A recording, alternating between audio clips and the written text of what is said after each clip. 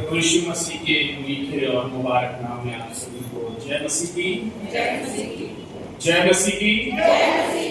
परमेश्वर पिता का हम धन्यवाद देते हैं। सबसे पहले कि उसने आज का दिन ये मुकर्रर किया कि प्रभु की अगुवाई से मैं यहाँ तक आ सका और परमेश्वर के वचनों को मैं आपके साथ बांट सकूं। मैं परमेश्वर का लाख लाख धन्यवाद देता हूँ।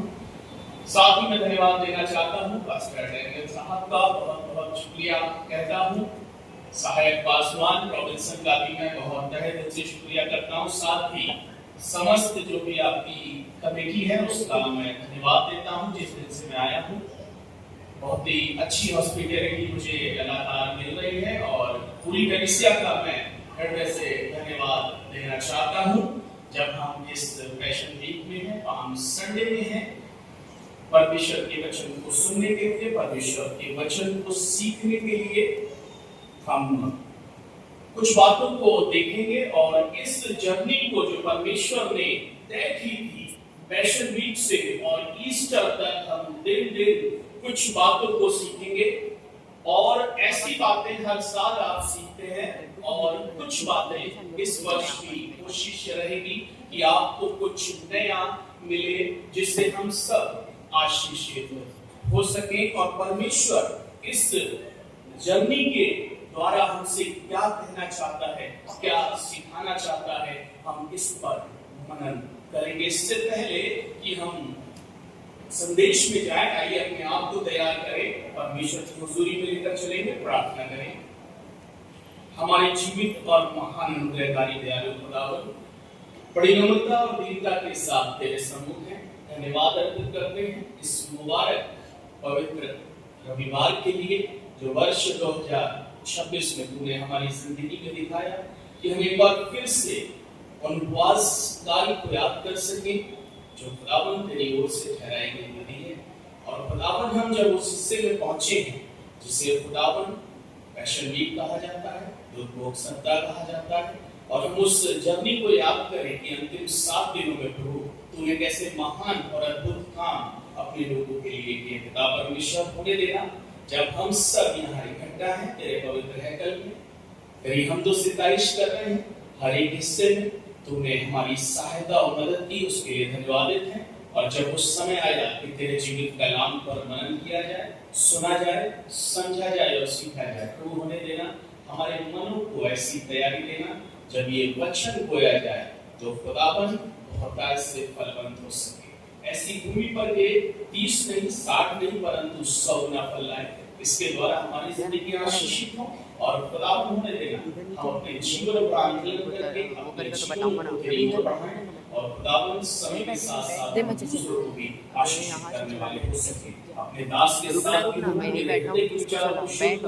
फोटो को छूना ताकि बोलने वाला मैं नहीं परंतु खुदावंद तेरी आत्मा हो और हम सब सीख सकें कि आज का वचन हमारे लिए क्या लेकर आया है। विश्वास करते हैं तो हमारे साथ धन्यवाद के साथ प्रार्थना यीशु मसीह के नाम से मांगते हैं, आमीन।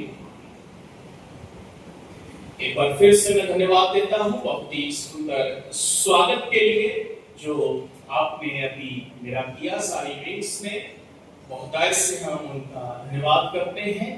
और इसलिए मैं कह रहा हूं कि जब हम स्वागत की कड़ी में हैं, इस जर्नी को हमने देखा है, कई बार सुना है, लेकिन उससे पहले कुछ बेसिक बातें आपको बताना चाहता हूं। ये लेंट्स जो है 40 दिन के रोजे या उपवास काल जिनको कहा जाता है, हम इसको कितना सीरियस लेते हैं। हमारी सारी तैयारियां पहले से हो जाती हैं। क्रिसमस आ रहा है, क्रिसमस की तैयारियां करने लगते हैं। ईस्टर के बाद जैसे हम जुलाई अगस्त की तरफ पढ़ेंगे, हम क्रिसमस का सोचने लगते हैं कि हमारे कपड़े, हमारे घर का केक, हमारे घर के पकवान, the celebration of the birth of Jesus Christ we are going to celebrate, हम उसकी तैयारियों में लग जाते हैं। ठीक दिसंबर के बाद जनवरी आता है, हमारे पादरी साहब कमेटीज लेंस में लग जाते हैं कि अब उपवासकालीन प्रार्थनाएं होंगी, प्रार्थनाएं सभाएं चलेंगी और या घर में होंगी या चर्च में होंगी। और उसके बाद गुड फ्राइडे आएगा, ईस्टर आएगा, 5 संडे मना के, और उसके बाद क्या हमें बहुत जरूरी है इन बातों को सोचना। ये 40 दिन में हमेशा एक बात कहता हूं, ये 40 दिन अनुग्रह के नहीं है। अनुग्रह आप कभी भी पा सकते हैं, either it is January, February, April, May, June, July till December, any time. ये है परमेश्वर का अनुग्रह। बट जो लेंस सीजन होता है, ये सीजन है विशेष अनुग्रह का। अनुग्रह एंड देन विशेष अनुग्रह। विशेष अनुग्रह क्यों? इस बात से आप इत्तेफाक करते विश्वास के साथ हम सीखेंगे आगे चलते धीमे धीमे, मैं बताऊंगा ईस्टर तक सारी बातों को। ये विशेष अनुग्रह इसलिए था कि जिस दिन जो गुड फ्राइडे का दिन कहलाता है, खुदावंद यीशु मसीह ने अपने आप को बलिदान किया, उस कलवरी क्रूस पर अपने आप को मारा। उस दिन सबके पाप क्षमा हो गए थे। खुदा को आप जानते थे तो भी, खुदा को नहीं जानते थे तो भी, जो गुनहगार थे वो भी, जो नहीं थे। Every sin was forgiven during the death of Jesus Christ. खुदावंद ने जब अपने प्राणों को दिया, हर एक के गुनाह माफ थे। विशेष अनुग्रह था ये। अभी ये विशेष अनुग्रह का समय है। मैं हमेशा कहता हूं, कई कलीसियाओं में प्रचार किया, कई जगह जाकर 40 दिन के बाद when you step into another day, 40 दिन के बाद जब आप अगले दिन प्रवेश करते हैं, यानी कि जो ईस्टर के बाद वाला यानी कि मंडे में, अपने आप को जांचें कि 40 दिन के बाद हमारे अंदर कोई परिवर्तन आया है या नहीं आया है। और इन 40 दिनों में अगर परिवर्तन नहीं आया तो समझ लीजिए हम कितने भी पुराने मसीह हों, कितने भी पुराने चर्च मेंबर हों, everything is going to be useless. सब कुछ व्यर्थ होने जा रहा है। बदलाव हमारे जीवन में बहुत जरूरी है और परमेश्वर इसी लिए हर बात में हमें समझाता रहा है। थोड़ा सा मैं बिगिनिंग में लेना चाहूंगा आपको, ताकि आप समझ सके उस सिनेरियो को और आज के सिनेरियो। क्या हम उसी कैटेगरी में तो नहीं आते हैं जब परमेश्वर ने आदम और हव्वा को बनाया, आदम और हव्वा को एक स्वर्ग जैसे स्थान में, जिसे अदन की वाटिका कहा जाता है, वहां पर रखा। ये घटना सबको पता है, सबको याद है कि उसके बाद क्या हुआ कि आदम और हव्वा ने गुनाह किया और उस गुनाह की वजह से वो दोनों स्वर्ग से बाहर थे। लेकिन कभी गौर किया आपने, कभी इस बात पर सोचा कि स्वर्ग उनका, सारी चीजें उनकी, फिर भी वो एक गलती से स्वर्ग से बाहर हो गए। Just because of one mistake, Adam and Eve were both out of the heaven. क्या आज मेरी और आपकी स्थिति यही नहीं है कि हम एक से ज्यादा गलतियां कहीं न कहीं करे बैठे होंगे? गलती इन द सेंस, अगर हमने कभी झूठ बोला है तो हमने गुनाह कर दिया। हमारे मुख से अगर गालियां निकली हैं, हमने गुनाह कर दिया। हमने अगर लड़ाइयां लड़ी हैं, हमने गुनाह कर दिया। हमने क्रोध कर दिया, हमने गुनाह कर दिया। ऑफिस टाइम में, स्कूल टाइम में बच्चों से कितनी तरीके से झूठ बोलते हैं, अपने पड़ोसियों से लड़ाई करते हैं, अपनी कलीसिया में आपस में हम लड़ते हैं।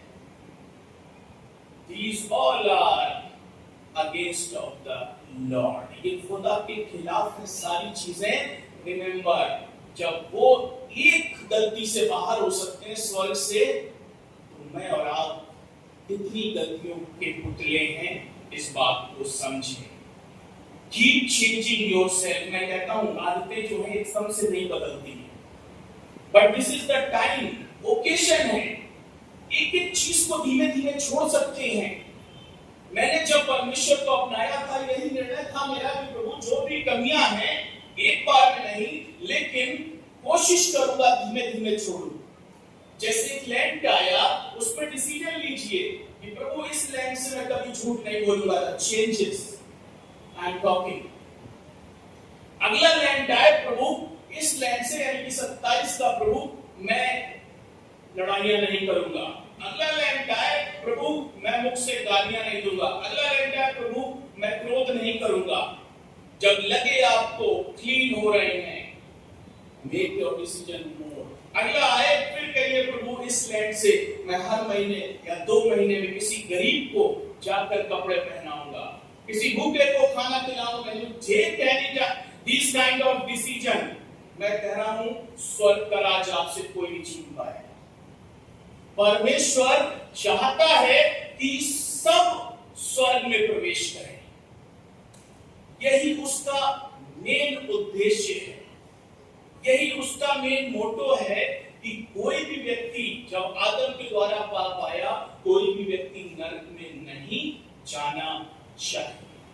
हर एक व्यक्ति को परमेश्वर की उपस्थिति में। आज एक जगह मैं प्रचार करने गया मुंबई, मैंने वहां पर हाथ खड़े करवाए, यहां नहीं करवाऊंगा, वहां पर मैंने बोला कितने लोग प्रभु में आनंदित हैं, कितने लोग खुश हैं। 100% हैंड्स पर सारे के सारे हाथ खड़े हो गए। चेंज किया मैंने, then suddenly I changed, I flipped my question। कितने लोग ये दावे से कह सकते हैं अपने कैरेक्टर, अपने जीवन चरित्र से कि प्रभु आपसे खुश है? खुश जब ही होगा जब परमेश्वर के लोग पूरे। कोई भी माँ बाप सांसारिक तौर पर अपने बेटे बेटियों को कुछ नहीं देता जब तक वो उससे खुश ना हो। और ये मैं बात इसलिए कह रहा हूं, प्रसन्नता बहुत जरूरी है, किसी का भी खुश होना बहुत जरूरी है। किसी से भी कुछ भी पाने के लिए आपके रिश्तेदारों से अगर नहीं बन रही है ना, आपके यहाँ वो आएंगे नहीं इन्विटेशन देने पर, लेकिन अगर आपसे बन रही है, खुश है, तो जरूर आएंगे। ये क्यों कह रहा हूं मैं? क्योंकि इसका गहरा संबंध बाइबल से जुड़ा है। एक घटना याद दिलाता हूं आपको। यीशु मसीह का जब बपतिस्मा हुआ, यीशु मसीह ने बपतिस्मा लिया, सबने पढ़ा होगा इसको, आज डिफरेंट देखिए। जैसे यीशु मसीह पानी से ऊपर आया और बाइबल कहती आकाश खुल गया और ये आकाशवाणी हुई कि ये मेरा प्रिय पुत्र है, इससे मैं प्रसन्न। नहीं लिखा है अत्यंत प्रसन्न हूं, जैसे मैंने बोला विशेषण रूप है, प्रसन्न नहीं अत्यंत प्रसन्न हूं। इंग्लिश वर्जन में है He is my beloved son with whom I am well pleased, not pleased, well pleased। परमेश्वर खुश था अपने बेटे से। एक बात बताना चाहता हूं, जब तक ये आवाज ऊपर से आई नहीं थी, जब तक ये आवाज ऊपर से नहीं आई थी, यीशु मसीह ने एक भी चमत्कार नहीं किया था। Until this voice came from the heaven, Jesus did not perform any a single miracle on this earth। और जैसे ही आवाज आई, बाइबल says uncountable miracles, परमेश्वर ने अनगिनत चमत्कारों को अंजाम दिया। आज जरूरी है कि परमेश्वर हमसे खुश हो। और जेनेसिस टू रेवलेशन में आपको एक आयत ऐसी बताकर जाऊंगा, आप समझेंगे। पैसा होना ब्लेसिंग नहीं है, बड़ी गाड़ियां होना ब्लेसिंग नहीं है, बड़ा घर होना ब्लेसिंग नहीं है। अगर परमेश्वर आपसे खुश नहीं, बाइबल कहती है जब खेती होती है तो वो भी पौधे बढ़ते हैं जो जिनमें कांटे लगे होते हैं। अगर परमेश्वर खुश है, किस बात से परमेश्वर खुश होता है? एक ही चीज है जिससे परमेश्वर, पूरी बाइबल में लिखा है, सबसे ज्यादा खुश होता है। इसके अलावा उसे कुछ नहीं चाहिए, लोगों से कुछ भी नहीं। और वो चीज है सच, जो आज मिसिंग है कहीं न कहीं हमारे रिश्तों में, हमारे चर्चेस में। सच पर हम नहीं चल पा रहे हैं। ये मैं नहीं कहता हूं, मैं कभी हाइपोथेसिस बात नहीं कहता हूं। अगर आप तीसरा यूहन्ना उसका पहला अध्याय 4 पद को अगर आप देखेंगे तो वहां क्लियर मेंशन है, जो शब्द मैं बोल रहा हूं वही लिखा हुआ है, मुझे इससे बढ़कर कोई और आनंद नहीं है कि मैं ये सुन लूं कि मेरे बच्चे सत्य की राह पर चलते हैं। एज इट इज, एक शब्द भी मिलावट नहीं है। तीसरा, यूहन्ना पहला और चौथा पद।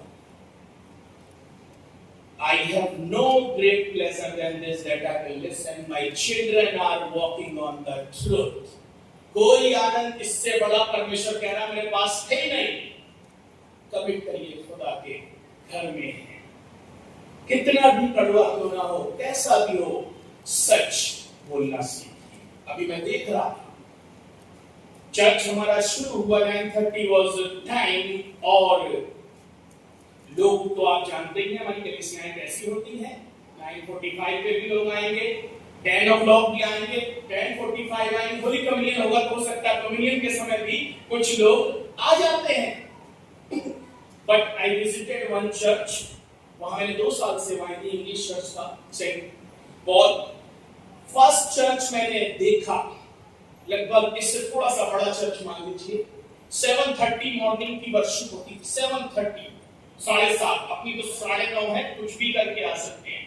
7:30 मतलब 7:30। अगर आप 7:31 या 32 पे आए, आपको चर्च में जगह नहीं मिलेगी। Well discipline. फॉर एग्जाम्पल मैं देता हूं, इसी जगह अगर आपको कहीं जाना हो, आपकी ट्रेन हो, आपकी फ्लाइट हो, then what will you do? कोई तूफान आ जाए, आंधी आ जाए, आप अपने डेस्टिनेशन स्टेशन पहुंचोगे, एयरपोर्ट पहुंचोगे, चाहे प्राइवेट गाड़ी लेके पहुंचो, बट पहुंचोगे जरूर। लेकिन जहां बात चर्च की आती है तो हम नहीं पहुंचते। प्राइवेट स्कूल के बच्चे भी पढ़ रहे होंगे, उनको हम कैसे भेजते हैं? 9 o'clock मतलब शायद 9 o'clock से पहले बच्चे तैयार हैं, बस के लिए तैयार हैं। चर्च की बात आ जाए तो साहब थोड़ा लेट से, थोड़ा मौसम बिगड़ा, कोई बात नहीं, अगले संडे से। हमेशा याद रखिए, हम उससे डर रहे हैं सांसारिक तौर पर जो दिखाई दे रहा है। हमारा चाहे बॉस हो, चाहे कंपनी का मालिक हो, क्यों? क्योंकि वो दिख रहा है। टीचर हो, फादर हो चर्च के या स्कूल के, दिख रहे हैं तो डर रहे हैं। मैं आपको एक बात बताना चाहता हूं,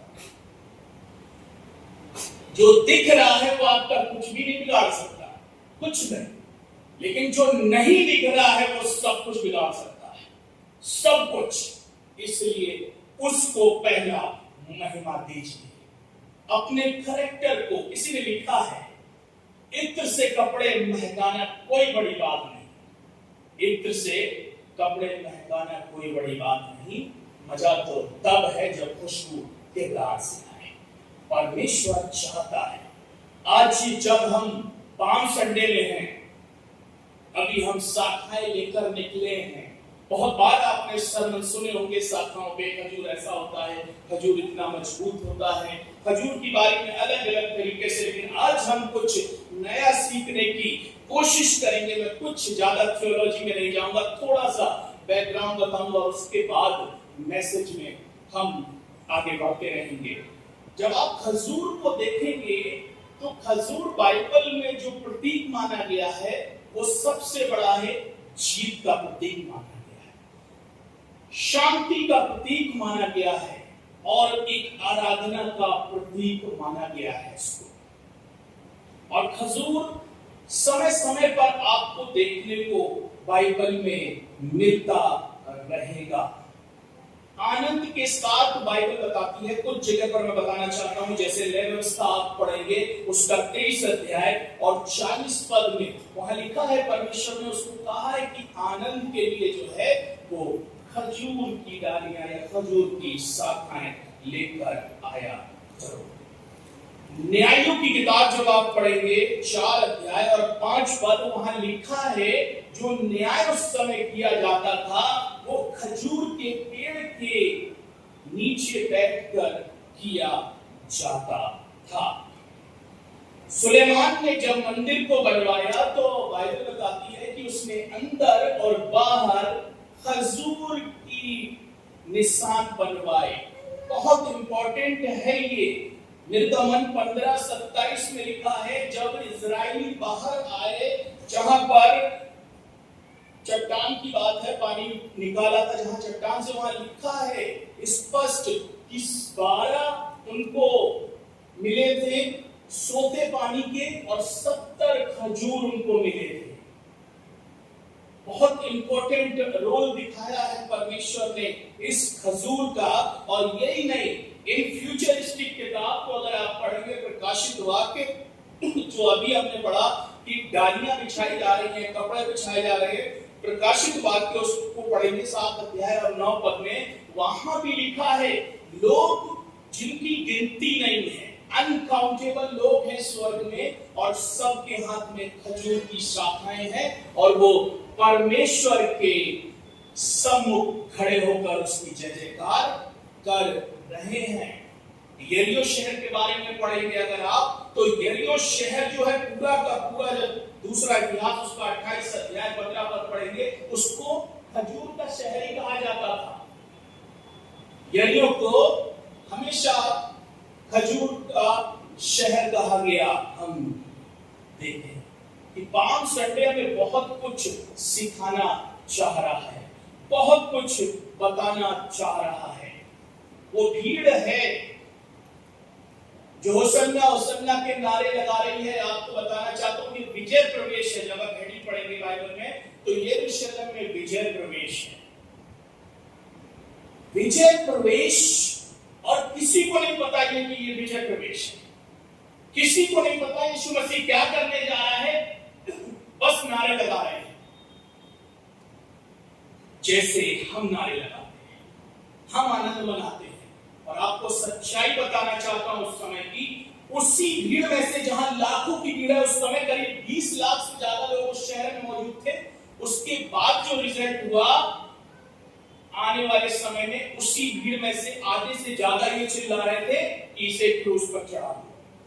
उसी भीड़ में से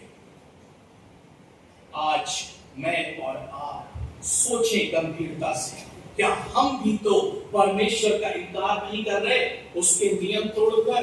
कहीं ऐसा नहीं हम भी बार बार उसको क्रिस्टिफिकेशन के लिए बढ़ा रहे हैं कि जो आज्ञाएं उसने दी हैं, जो लॉ उसने बनाया है, कहीं हम उसको ब्रेक डाउन तो नहीं कर रहे हैं।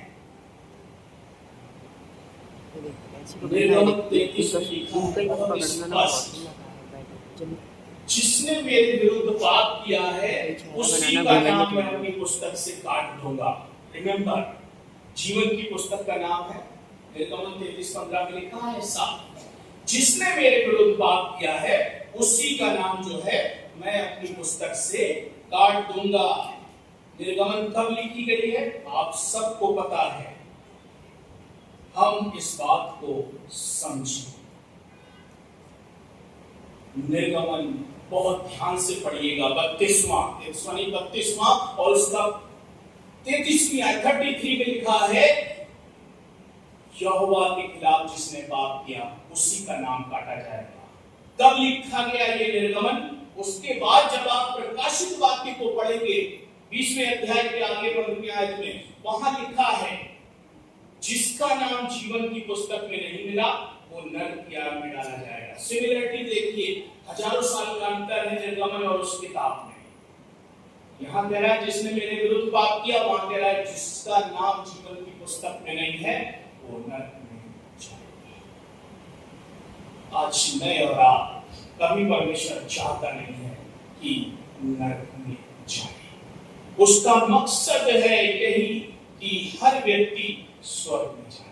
समय समय पर उसने बताया है कि मैं अपने लोगों के लिए तैयार हूं।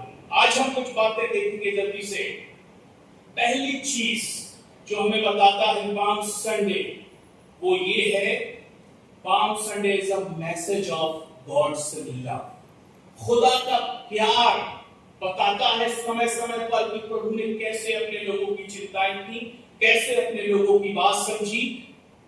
और पुराने नियम में भी परमेश्वर यहोवा जिसको कहा गया, उसने भी समय समय पर अपने लोगों की स्तुति ली। जब लगा कि लोग गलत रास्ते पर हैं या लोग परमेश्वर से उम्मीद लगाए बैठे हैं, तो कभी भी उसने लोगों को निराश नहीं किया है।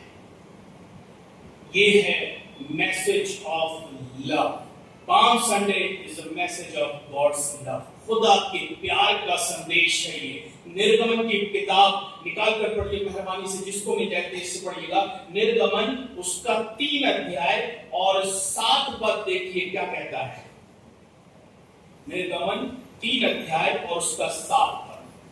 कोई पढ़े मेहरबानी से, जिसको मिल जाए। फिर यहोवा ने कहा, लिखा है फिर यहोवा ने कहा, मैंने अपनी प्रजा के लोग, लिखा है मैंने अपनी प्रजा के लोग जो मिस्र में हैं, उनके दुखों को निश्चय निश्चय देखा है, और उनकी जो चिल्लाहट, लिखा है उनकी जो चिल्लाहट है, परिश्रम कराने वालों के कारण होती है, परिश्रम कराने वालों के कारण होती है, उसको भी मैंने सुना है, और उनकी पीड़ा पर मैंने चित्त लगाया है। इसलिए अब मैं उतर आया, लिखा है यहोवा अब मैं उतर आया हूँ। आगे पढ़िएगा, कि उन्हें मिस्रियों के हाथ से छुड़ा लूं, और उस देश से निकाल, लिखा है उस देश से निकाल कर एक अच्छे और बड़े देश में, एक अच्छे और बड़े देश में, जिसमें दूध और मधु की धाराएं बहती हैं। बस थैंक यू। जिसमें दूध और मधु की धाराएं बहती हैं, ऐसे देश में मैं ले जाऊंगा अपने लोगों को। जब मिस्र में गुलामी में थे लोग, परमेश्वर कहता मैं उतर आया हूं। चिल्लाहट को सुना है मैंने, लेकिन नए नियम में रूप बदला हुआ है। नए नियम में मनुष्य के पापों के लिए परमेश्वर आया। यूहन्ना 3:16 बहुत खूबसूरत आयत, अभी मैंने आपके चर्च में कहीं लगी है, पढ़ी है, सब जानते हैं कि परमेश्वर ने अपना इकलौता बेटा ले लिया ताकि जो कोई उस पर विश्वास करे वो नाश ना हो परंतु अनंत जीवन पाए। संसार से परमेश्वर ने ऐसा प्रेम किया। उधर परमेश्वर का पिता है यानी कि यीशु मसीह का, जो खुद कह रहा है कि मैंने उनकी चिल्लाहट सुनी, उनका दुख सुना है। अब मैं उनको ऐसे देश में ले जाऊंगा जहां दिक्कत नहीं है, परेशानियां नहीं है, दूध और मधु की धाराएं बहती है। नए नियम में परमेश्वर कह रहा है मैंने तुमसे इतना प्यार किया कि तुम्हारे गुनाहों के लिए भी एक अपने अकेले बेटे को भेज सकता। Palm Sunday is a message of God's love. पहली बात। दूसरी बात, पाम संडे जो है वो खुद को प्रकट करने का समय। पाम संडे खुदा ने अपने आप को प्रकट किया। ये मैसेज है कि दुनिया में अब वो आया। जब आप पढ़ेंगे यूहन्ना उसका पहला अध्याय और 14वें पद में बहुत स्पष्ट इस बात का जिक्र है कि उसने अपने आप को इस दुनिया के लिए दिया है। यूहन्ना 1:14 क्या कहता है, पढ़िएगा कोई भी। लिखा है वचन अर्थात यीशु मसीह देहधारी हुआ, लिखा है अनुग्रह और सच्चाई से परिपूर्ण होता गया, हमारे बीच में ही डेरा किया। लिखा है हमने उसकी ऐसी महिमा देखी जैसे पिता के एकलौते की महिमा। हमने उसकी महिमा देखी, हमने आश्चर्य कर्मों को देखा, हमने देखा कैसे यीशु मसीह ने अंधों को आंखें दी, मुर्दों को जिलाया है। सेल्फ डिस्क्लोज यानी कि धरती पर परमेश्वर ने अपने आप को प्रकट किया। इसीलिए किया ताकि हम जान सके कि हमारा परमेश्वर कैसा है। यूहन्ना जब आगे पढ़ेंगे 1 अध्याय उसके 18वें पद को भी पढ़िएगा, देखिए क्या लिखा है। परमेश्वर को किसी ने भी नहीं देखा, इकलौता पुत्र जो पिता की गोद में है उसी ने उसे प्रकट किया है। यहाँ कह रहा है पिता को किसी ने नहीं देखा। और ये बात पुराने नियम में है, यहोवा को कोई देख भी नहीं सकता था, लेकिन परमेश्वर को दिखाना था कि मैं कैसा हूं, इसलिए उसने अपने बेटे को दिखा है। और उसके बेटे ने भी क्या कहा, जिसने मुझे देखा उसने मेरे पिता को देखा है। पहचान लीजिए कि परमेश्वर वही है जिसने अपने आप को इस धरती पर डिस्क्लोज किया, खोला। तीसरी बात, palm Sunday is a message of solvation. ये उद्धार का मैसेज है। किसी को नहीं पता था, भीड़ चिल्ला जरूर रही थी, लेकिन किसी को नहीं पता था कि हमारा उद्धार होने जा रहा है, हम सबका उद्धार होने जा रहा है। हमारे पाप माफ होने जा रहे हैं, क्योंकि परमेश्वर बाइबल बताती है सिर्फ वो ही है जो हमें उद्धार दे सकता है, उद्धार का रास्ता बता सकता है। प्रेरितों के काम उसका 4 अध्याय और 12 पद इस बात को बिल्कुल स्पष्ट करता है कि सिर्फ एक इकलौता यीशु मसीह है जिसके द्वारा हम उद्धार पा सकते हैं। एक बात पढ़िएगा, लिखा है किसी दूसरे के द्वारा उद्धार है ही नहीं, स्वर्ग के नीचे आज ही दूसरा कोई नाम नहीं दिया गया जिसके द्वारा हम उद्धार पा सकें। कोई भी नाम परमेश्वर के अलावा दिया ही नहीं गया है जिसके द्वारा हम उद्धार पा सकें। आज हम अपने जीवन को ऐसा बनाएं कि उस स्वर्ग के राज्य में प्रवेश कर सकें। लेकिन आज कहीं न कहीं हम आपस में उलझे हुए हैं। संसार में जो शैतान है उसने अपने आप को इतना वो कंट्रोल कर लिया है अपने लोगों को कि हम एक दूसरे से ही जेलसी रखने लगे हैं। अभी जब मैं लास्ट संडे मैसेज दे रहा था तो लास्ट संडे मैंने मैसेज दिया कि आज हम क्या करते हैं चर्चेस में। हम बैठते तो सही आराधना के मूड से बैठते हैं, लेकिन थोड़ी ही देर में हम एक दूसरे को जज करने लगते हैं। चाहे वो क्रिसमस हो, ईस्टर हो, किसने कैसे कपड़े पहने हैं साहब, किसने कौन सी गाड़ी लेकर आए हैं, कौन कैसा दिख रहा है, ये काम हमारा नहीं है। जिस सादगी से हम बैठते हैं, हमेशा ज्यादातर चर्चेस में इस बात को कहता हूं, बड़ी संजीदगी के साथ आप आते हैं चर्च में बैठते हैं। क्या यही मूड या यही एटीट्यूड या यही नेचर हमारा तब रहता है जब हम चर्च के गेट के बाहर निकल जाते हैं? बहुतों का तो गेट से निकलते ही, या हो सकता है इस गेट से निकलते अपने पुराने रूप में आ जाते हो, जो कर रहे हो, चाहे गलत काम कर रहे हो, चाहे सही काम, नाम के लिए सारा चर्च में हम एक दूसरे के अगेंस्ट में हैं। एक वीडियो क्लिप देख रहा था मैं, उसमें एक बड़ा अच्छा उदाहरण था। एक कंपनी में कुछ एम्प्लॉइज हैं, मीटिंग चल रही है और ऐसे एम्प्लॉइज सामने बैठे हुए हैं।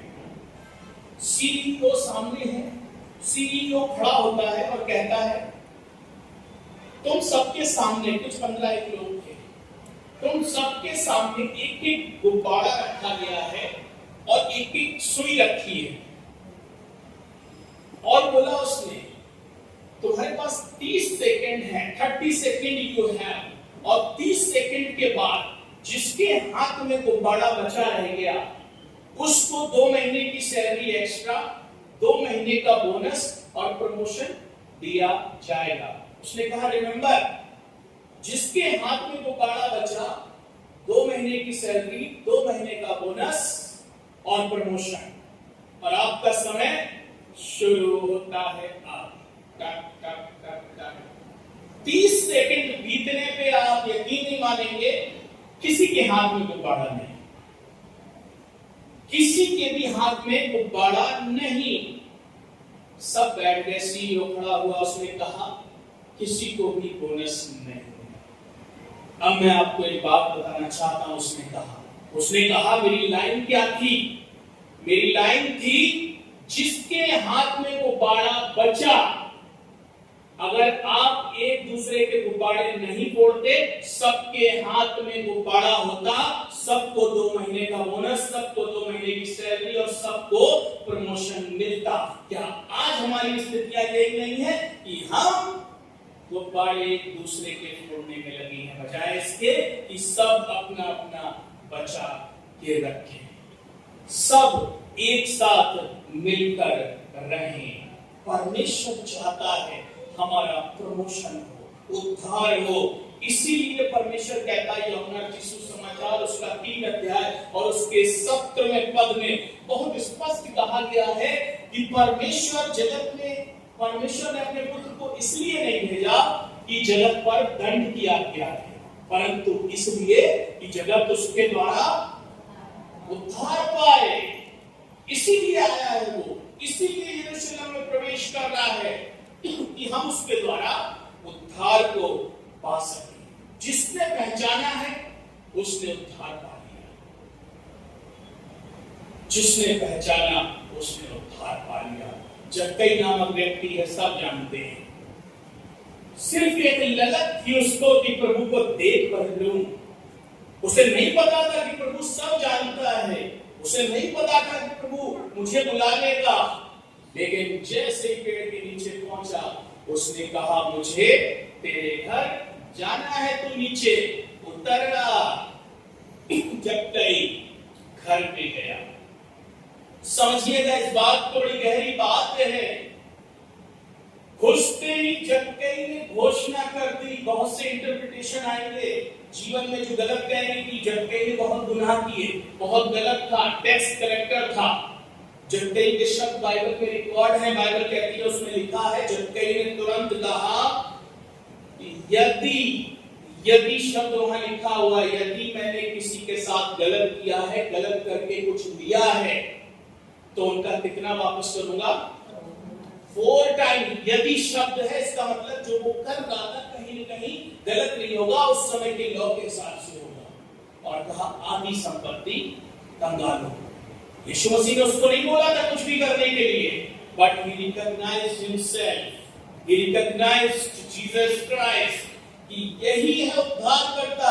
और अगले ही पर यीशु मसीह ने क्या कहा? इस घर में आज उद्धार आया है। खुदा हमसे यही चाहता है कि जब हम किसी गुनाहों में हैं, किसी गलतियों में हैं, हम परमेश्वर की बातों को समझें, अपने आप को बदल लें प्रभु की उपस्थिति में, ताकि हमारे लिए भी वो उद्धार का रास्ता बन सके, वो उद्धार के लिए प्रवेश कर सके, या वो स्वर्ग की किताब में हमारा नाम लिखा जा चुके। हम इन बातों को समझें, प्रभु हमें क्या सिखाना मांग रहा है। परमेश्वर हर समय अपने लोगों को सिखाता है, हर जरिए से सिखाता है, हर तरीके से समझाने की कोशिश करता है। लेकिन आजकल हम संसार में इतना ज्यादा पढ़ रहे हैं कि हमें अपना ही अपना दिखता है, और जबकि अपना कुछ नहीं है। मैं हमेशा बोलता हूं, जो कुछ आप आंखों से देख सकते हैं, whatever the visible things, हर एक चीज नष्ट होगी। 30 साल, 60 साल, 70 साल कैसे हो जाएंगे? मैं अपनी कलीसिया में अक्सर जवानों को भी बोलता हूं, सुनिएगा, किसी बुजुर्ग के पास कभी जाइएगा, मुझे बड़ा अच्छा लगता है, और किसी बुजुर्ग से पूछ लो बस कि आंटी या अंकल आपकी इतनी उम्र हो गई, क्या आपको कभी पता चला? ज्यादातर जवाब यही मिलेगा, पता नहीं चला बेटा, देखते देखते कब उम्र इतनी हो गई। और ये सच्चाई है। परमेश्वर ने आदम और हव्वा को नाम नहीं दिया था। एक और बात बताना चाहता हूं, रोचक बात। परमेश्वर ने जब पहली रचना की तो आदम और हव्वा को नाम नहीं दिया गया था। आदम और हव्वा बेसिक नाम है, आदमी और औरत, मैन एंड वुमेन। नाम किसने रखना शुरू किया? आदम ने। सबके नाम, चाहे वो जानवर हो, लेटर ऑन, उन्होंने जो है अपना नाम रखना शुरू किया। तब परमेश्वर ने नाम रखना शुरू किया। शुरू से परमेश्वर ने आदम को नाम नहीं दिया था, और आज भी परमेश्वर उस बात पे कायम है। मैं आपको बताना चाहता हूं कायम कैसे है। आप लोग इस बात से इत्तेफाक करेंगे, हमारे उधर तो ऐसा होता है, आपके इधर होता है नहीं, ना होता भी होगा। कितना बड़ा घर हो आपका, कितनी भी बड़ी गाड़ी चला रहे हो आप, कितना भी बैंक में पैसा पड़ा हो, कितना भी खास हो आपका, कितना भी खास, चाहे चाचा लग रहे हो, ताऊ लग रहे हो, कोई लग रहे हो, जैसे ही डेथ होती है, सुनिएगा बड़े ध्यान से, बहुत मीनिंगफुल बात है। जैसे ही डेथ होती है, चाहे रिश्तेदार हो, यार दोस्त, सब के सब नाम भूल जाते हैं। नाम भूल जाते हैं। इत्तेफाक रखेंगे आपसे, जैसे अगर हॉस्पिटल में डेथ हुई, हम तुरंत कहने लगते हैं बॉडी कब आएगी, बॉडी कब दफनाई जाएगी। नहीं नाम ले रहे हैं, कोई भी नाम हो, नाम नहीं लेते हैं। तुरंत परमेश्वर उस नाम को खत्म कर दिया जो रखा ही नहीं उसने। आज हम इस बात को समझें गहराई से, और जो चीजें आपकी हैं वो अपने आप दूसरे के पास चली जाती हैं। चाहे आपका घर हो, चाहे कोई आपका परिवार नहीं होगा, तो वो किसी और के पास चली जाएंगी। समझिए, कुछ भी हमारा नहीं है। एक चीज हमारी है और वो है इटर्नल लाइफ।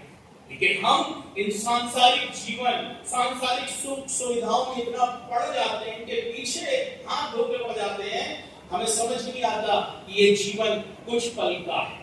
अब तो ये है कि खुदा का बुलावा कब आ जाएगा कह नहीं सकते। पहले तो ये था कि चलो बुजुर्गी में ही आएगा, लेकिन अब कभी भी किसी को भी ये मेरे और आपके हाथ में नहीं है। मैं हमेशा इस बात को कहता हूं, दो चीजें हैं, बर्थ, बी फॉर बर्थ और सी नहीं, डी फॉर डेथ। बर्थ आपके हाथ में नहीं है, जन्म आपके हाथ में नहीं है। आप कब पैदा होंगे, कहां पैदा होंगे, किस घर में पैदा होंगे और किस जगह पैदा होंगे, कैसा परिवार होगा, that is not in your hand. Death हमारे हाथ में नहीं है। हम कब मरेंगे, कहां मरेंगे, कैसे मरेंगे, किस बीमारी से मरेंगे, हमारे हाथ में नहीं है। लेकिन जो है वो है the centre of D&D, C। C for Christ, C for choice. Choice in the sense either you will be in heaven or hell. अच्छे काम कर ले या बुरे काम कर ले। बाइबल कहती है अच्छा पेड़ कभी निकम्मा फल नहीं ला सकता। आज मैं और आप इस बात को समझें कि हम किस जगह पर खड़े हैं। Change yourself अगर आज भी कुछ करनी है। चौथी बात पाम संडे से सीखने को क्या मिलता, परमेश्वर ने सिखा रहा है कि वो आया और उसने अपने मिशन को बताया। वो मिशन को पूरा करने आया। किसी का भी जन्म जो है ऐसे नहीं है, चाहे मैं हूं, पादरी साहब हो, आप हो, परमेश्वर ने कोई ना कोई मिशन दिया है। उस मिशन को पहचानिए और इस मिशन को परमेश्वर ने लोगों पर प्रकट किया। मैं नहीं कह रहा हूं, बाइबल कह रही है। इस क्या था परमेश्वर का मिशन, पढ़िएगा निकालकर मत्ती रचित सुसमाचार उसका 20 अध्याय 17 पद और 19 पद देखिए क्या कहता है। मत्ती 20 17 से 19 पढ़िएगा। लिखा है जब वो यरूशलेम आ रहा था जाते हुए 12 चेलों को जो उसने चेले चुने थे, लिखा है एकांत में ले गया और मार्ग में उनसे कहने लगा, देखो हम कहां जा रहे हैं, यरूशलेम जाते हैं। आगे बढ़िएगा। और मनुष्य का पुत्र प्रधान याजकों और शास्त्रियों के हाथ से पकड़वाया जाएगा और वो उसको घात के योग्य ठहराएंगे, अन्य जातियों में सौंपेंगे भी उसे ठट्टों में उड़ाएं, कोड़े मारे, क्रूस पर चढ़ाएं और तीसरे दिन जी उठे। ये परमेश्वर ने दर्शाया कि मेरा मिशन है। चेलों को यकीन नहीं किया, वो समझ ही नहीं पा रहे थे इस बात को कि वो क्या बोल रहा है। वो बता रहा है कि ये मेरा मिशन है। अब समय आ गया कि मैं पकड़वाया जाऊं, मारा जाऊं, कोड़ों की मार खाऊं और क्रूस पर चढ़ूं और उस मृत्यु को स्वीकार करूं जो मेरे लिए ठहराई गई है, जिस मिशन के लिए मुझे भेजा गया है। वो मिशन को उसने बताया। लूका रचित सुसमाचार उसका 4 अध्याय और 18 और 19 पद को जब आप पढ़ेंगे वहां भी आप देखेंगे यीशु मसीह मंदिर में खड़े हैं और उनको बाइबल पढ़ने के लिए दी गई। उस समय यशायाह भविष्यवक्ता की पुस्तक उनको दी गई थी और वहां पर भी उन्होंने अपना मिशन दर्शाया है कि वो कहां हो, प्रचार करने के लिए हो। स्पष्ट वहां लिखा है कि अंधों को दृष्टि पाने का सुसमाचार प्रचार करो। बहुत परमेश्वर चाहता है कंगालों को सुसमाचार दो, लोगों को सुसमाचार दो, जिसके लिए परमेश्वर ने मेरा अभिषेक किया है। ये मिशन यीशु मसीह ने अपना बताया। आज मेरा और आपका क्या मिशन है, हम इस बात को सोचें, इस बात को समझें। पांचवी बात, उसके बाद हम अंतिम बात पे जाएंगे, क्यों परमेश्वर इस बात को दर्शा रहा है, वो क्यों आया। ये पाम संडे क्या दर्शा रहा है? पाम संडे दर्शा रहा है वो आया भविष्यवाणियों को पूरा करने, फुलफिल द प्रोफेसी, उस प्रोफेसी को पूरा किया। अभी हमने पढ़ा है जो सुसमाचार का पाठ, मत्ती रचित सुसमाचार 21 अध्याय 1 से 10 पर जो भविष्यवाणी की गई, और उसमें लिखा है जकरिया 9:9 में ये लिखा जा चुका था कि वो गधे पर नहीं परंतु गधे के बच्चे पर आएगा, उस पर बैठ कर आएगा। भविष्यवाणियों का समय नहीं है, क्योंकि बहुत सी भविष्यवाणियां मैं आपको सिर्फ बताना चाहता हूं। 300 से ज्यादा भविष्यवाणियां यीशु मसीह को लेकर की गई है, और ऑलमोस्ट यीशु मसीह ने सबको पूरा कर दिया, और कुछ पूरी होने वाली है। हर एक भविष्यवाणी जो लिखी, मैं प्यासा हूं, मुझे सिर का पिलाएगा, whatever in the Old Testament Jesus fulfil in the New Testament. हम इस बात को देखें, प्रोफेसी को पूरा करने के लिए वो आया। छठी और अंतिम बात जो मैं बताना चाहता हूं, वो किस लिए आया? वो इसलिए आया कि अपने नाम को ऊंचा उठा सके, ग्लोरीफाई हिज नेम। शुरू में जब आप देखेंगे कि इस बात को चारों, और सबसे खूबसूरत बात इस घटना की ये है, ये घटना इतनी इंपॉर्टेंट है यरूशलेम में विजय प्रवेश, ये चारों गॉस्पेल में आपको मिलेगी। बहुत रेयर घटनाएं हैं जो चारों गॉस्पेल में मिलती है, ये चारों सुसमाचार में आपको मिलेंगे। हमेशा यीशु मसीह ने कोशिश की है कि अपने आप को ग्लोरीफाई ना करे, अपने आप को प्रकट ना करे जब तक उसका समय नहीं आया। मत्ती रचित सुसमाचार उसका 12 अध्याय 16 पद जब आप पढ़ेंगे, वहां पर स्पष्ट लिखा है कि तू मुझे प्रकट ना करना, यानी कि मेरे बारे में भी बताने का समय नहीं है। कई बार इस बात को परमेश्वर ने कहा है। यूहन्ना रचित सुसमाचार उसका 8 अध्याय में जब आप पढ़ेंगे 20वें पद में, वहां भी आप देखेंगे क्या लिखा हुआ है। बहुत ध्यान से पढ़िएगा इसको, कोई भी पढ़े। यूहन्ना 8 उसका 20, यूहन्ना 8:20, ये हाँ जी, ये बातें उसने मंदिर में उपदेश देते हुए भंडार में कहीं, लिखा है किसी ने उसे ना पकड़ा क्योंकि उसका समय अभी तक नहीं आया था। यीशु मसीह बार बार कह रहा है, यहां बता रहा है किसी ने उसे पकड़ नहीं पाया क्योंकि उसका समय अभी नहीं आया था, अभी नहीं आया था। गलील के काना में जब पहला चमत्कार परमेश्वर ने किया, तो वहां भी आप देखेंगे लाजरस घट गया, तो यीशु मसीह की माता जाके उससे रिक्वेस्ट करती है, तेरे पास नहीं है। खुदा ने यही पलट कर कहा, अभी मेरा समय नहीं आया है, अभी मेरा समय नहीं आया है। और अगले ही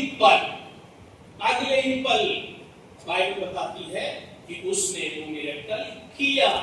आज भी हमारी स्थितियां ऐसे ही हैं। आप ये ना सोचिए, आपके घर में हो सकता है कोई परेशानी, आपके घर में हो सकता है कुछ दिक्कतें चल रही हो सकता है कुछ लड़ाइयां चल रही हो। ट्रस्ट दिस वर्ड्स, अभी खुदा का समय नहीं आया। हो सकता है 1 दिन, 2 दिन, 10 दिन, 20 दिन, महीने भर, लेकिन जब उसका समय आएगा सब कुछ आनंद में बदल जाएगा। आपकी परेशानियां सारी खत्म हो जाएंगी। याद करिए उस 12 साल की स्त्री को जिसको लहू बहने की बीमारी थी। याद करिए उस 38 साल के रोगी को जो पड़ा हुआ है सिर्फ कुंड के हिलने के इंतजार में। Just wait and watch. Trust रखना है हमको, भरोसा रखना है। भरोसा मत तोड़िए कभी भी कि नहीं ये होकर रहेगा, प्रभु करके रहेगा, और निश्चित तौर पर होकर रहेगा। जो भी परेशानियां हैं आपकी, जो भी दिक्कत है, वो सारी दूर हो जाएंगी। उसका जब समय आएगा तो उसका यूहन्ना रचित सुसमाचार उसका 12 अध्याय और 28 पद देखिए क्या कहता है।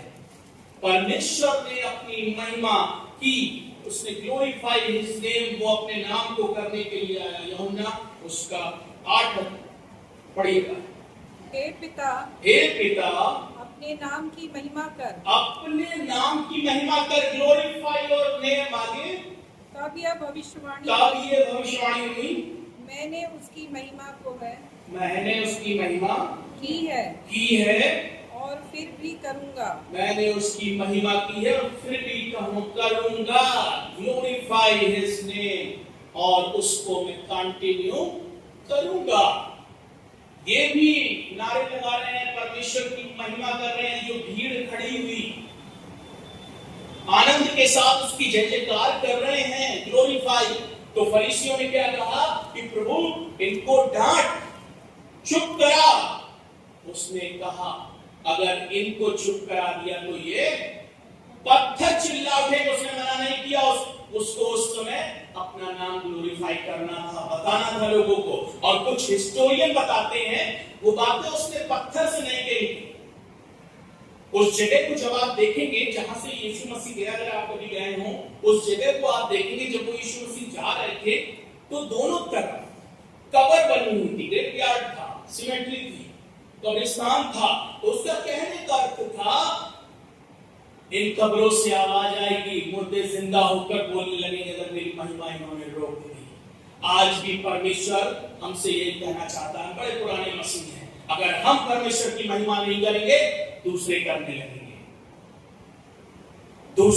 लगेंगे, हमेशा इस बात को याद रखिए। जीवन बहुत खूबसूरत दिया गया है, इसको जीना सीखिए, परमेश्वर में बदलना सीखिए। कई बार ऐसा होता है कि हम इन्फ्लुएंस में आ जाते हैं। कभी कोई पास्टर ने बाहर से सुन लिया, कभी कोई ऑनलाइन सुन लिया, तो हम अपने चर्च से भटक जाते हैं कि नहीं ये ज्यादा अच्छा है। किसी ने बोल दिया कि वो भविष्यवाणी कर रहा है, और अचानक होता है सडनली प्रीच करते करते कुछ लोग बोल देते हैं कि मैं देख पा रहा हूं भीड़ में इस नाम का व्यक्ति है, उसके घर में ऐसी ऐसी परेशानी है, हम यकीन कर लेते हैं। क्यों? क्योंकि वो सामने वाला सोचता है मैं तो कभी मिला ही नहीं इनसे, इनके पास मेरा नाम कैसा है। लेकिन मत्ती 24 को जब आप पढ़ेंगे तो लिखा है अंत के दिनों में झूठे भविष्यवक्ता, झूठे प्रचारक खड़े होंगे। मत्ती 24:24 में लिखा है कि हो सकता है वो जो चुने हुए हैं उनको भी भरमा लेंगे, चुने हुओं को भी भरमा लेंगे। इस बात को समझिए, किसी के कहने पर मत आइए। ये बड़ा एक स्कैम है, स्कैंडल है। कैसे उन तक नाम पहुंचते हैं, कैसे उनके परिवार को जानते हैं, गलत चीज है। भविष्यवक्ता ऐसे नहीं होते जिनके दोहरे चरित्र होते हैं। भविष्यवक्ता जो होगा वो स्पिरिचुअल होगा, उसकी लाइफ प्योर बाइबल बेस होगी, मनी बेस नहीं होगी।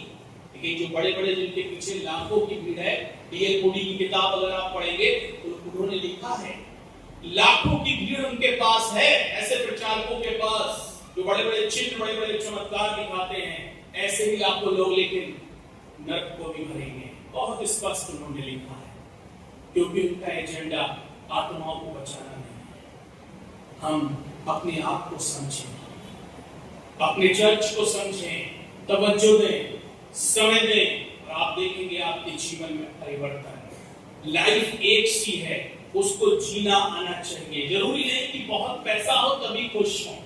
मैंने बड़े बड़े IAS PCS को सुसाइड करते देखा है, करोड़पतियों को सुसाइड करते देखा है, और उनको खुश देखा है जो झोपड़ियों में रहते हैं, आनंद से रहते हैं। उनको मालूम है ही नहीं कुछ। जिसमें एक गरीब दफनाया जाएगा उसी मिट्टी में करोड़पति भी जाएगा, याद रखिएगा। लेकिन असली जिंदगी उसके बाद शुरू होगी, तब पता चलेगा हम कहां हैं। धनी व्यक्ति और लाजर व्यक्ति की कहानी सब जानते हैं। आपको एक बात बताना चाहता हूं, उसमें अगर आपने नहीं देखा तो देखिएगा। वो दृष्टांत नहीं है, जैसे प्रभु ने सारे दृष्टांत कहे तो हेडिंग है ये दृष्टांत, वो दृष्टांत वहां लिखा नहीं है। और सारे दृष्टांतों में नाम किसी का नहीं है, लेकिन यहां लिखा है लाजर का नाम। परमेश्वर बताना चाह रहा है, इंडिकेट करना चाह रहा है, दिस इज रियल इवेंट जो होता है ऊपर, और वो धनी व्यक्ति बार बार रिक्वेस्ट कर रहा है अब्राहम से कि उसको इधर भेज दे, नर्क से, स्वर्ग से उसको इधर भेज, ताकि वो पानी की एक उंगली मेरे होठों को मना कर दिया। परमेश्वर का न्याय समझिए कि नहीं आ सकता, पॉसिबल नहीं है, हार जाता है बोल बोल के। अंत में क्या कहता है, इतना कर दे प्रभु कि नीचे किसी को भेज दे धरती पर, ताकि मेरे 5 भाई और हैं, उनको बता दे कि वो कुछ गलत ना कर दें और यहां मेरी जगह आ जाए।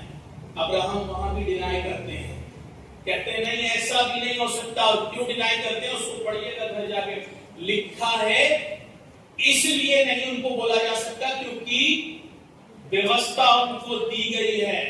व्यवस्था अर्थात बाइबल उन सबके पास है, उसमें सब लिखा है क्या करना है क्या नहीं करना है।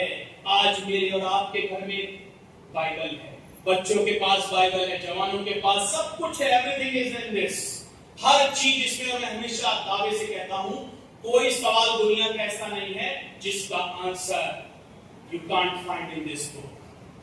कोई सवाल कभी पूछेगा मैं यहीं से आंसर बता दूंगा, इसी में क्या लिखा है। कोई भी ये समझिए बहुत अद्भुत बाइबल है। एक एग्जांपल देके मैं खत्म करता हूं। जिंदगी एक है, उसको अलग तरीके से मत समझिए, एंजॉय करिए अपनी जर्नी को जो परमेश्वर ने इस धरती पर दी है। एक प्रोफेसर ने कुछ बच्चों को पढ़ाया और जब वो बच्चे पढ़ गए तो उसमें 4 जो थे वो बेस्ट फ्रेंड थे। 4 जो थे वो बेस्ट फ्रेंड थे, तो उन्होंने डिसाइड किया कई सालों बाद, प्रोफेसर साहब तो रिटायर हो गए और कई सालों बाद उन्होंने डिसाइड किया चलो हम प्रोफेसर साहब से मिलके आते हैं सारे लोग, और इसी बहाने हम एक गेट टुगेदर भी हो जाएगा, हम बहुत सालों से मिले नहीं। तो चारों दोस्तों ने फैसला किया उस टीचर के घर जाने का। वो गए तो प्रोफेसर साहब ने बोला मैं तुम्हारे लिए चाय बनवा के लाता हूं, तुम लोग यहीं बैठो। चारों बैठे और प्रोफेसर साहब किचन बिल्कुल ड्राइंग रूम के बगल में ही था। तो वो चारों दोस्त बात कर रहे हैं। एक कह रहा है मेरा जीवन बहुत अच्छा चल रहा है क्योंकि मेरे पास लाखों का पैकेज है, मेरी फैमिली अच्छी है, सब अच्छा है। दूसरा कह रहा है यार मेरा तो सब ठीक चल रहा है, मेरा तो एवरेज चल रहा है, महीना चल जाता है, बहुत बड़ी बात है। तीसरा कह रहा है मेरे पे अभी थोड़े से कर्जे हैं, परेशानियां हैं, ऐसे ही चौथे ने भी कुछ कहा। तो ये प्रोफेसर साहब सुन रहे थे, तजुर्बेकार, अब कैसे जवाब दिया जाए।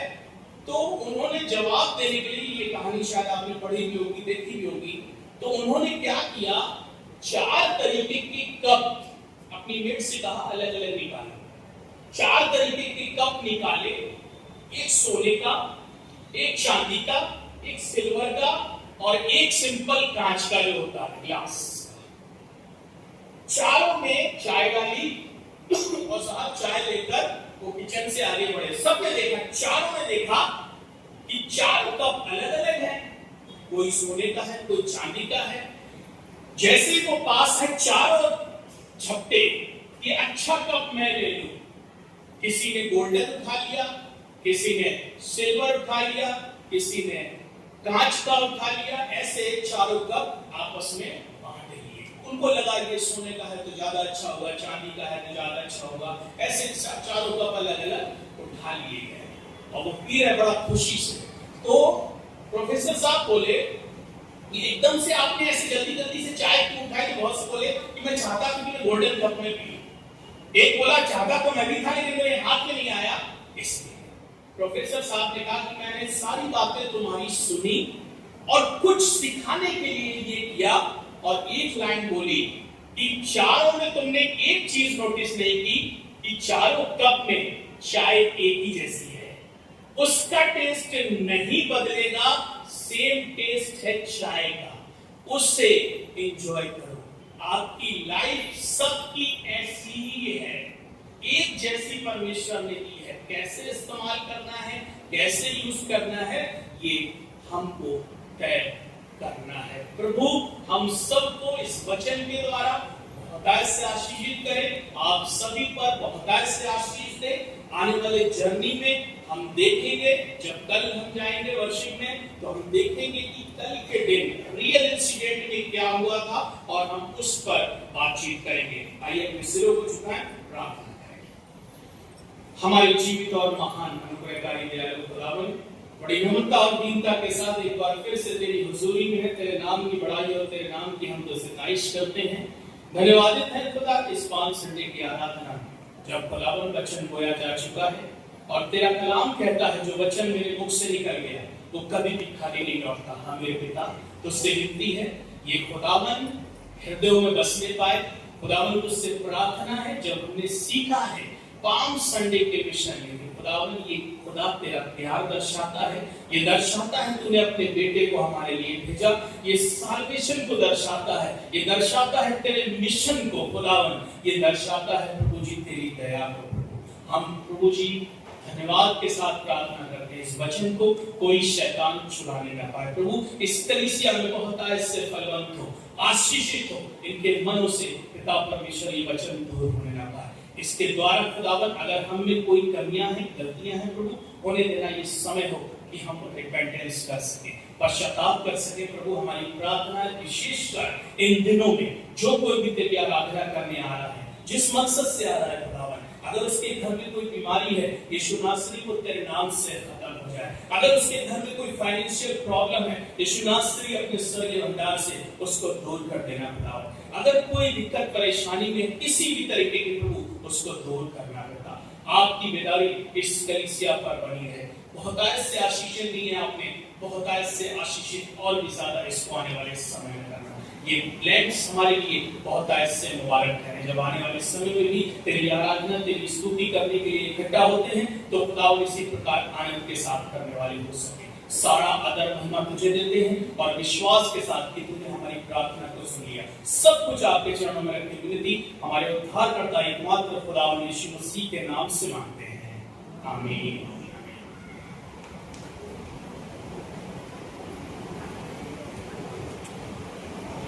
परमेश्वर पिता का धन्यवाद देते हैं कि उन्होंने अपने वचन के द्वारा हमें आशीषित किया है और साथ ही साथ हम चंद्रा जी का भी धन्यवाद देते हैं कि उन्होंने उस वचन को जो परमेश्वर ने उनके हृदय मन में प्रकाशित किया हम सब के लिए आज उसका प्रकाशन होने पाया है। होने दे ये वचन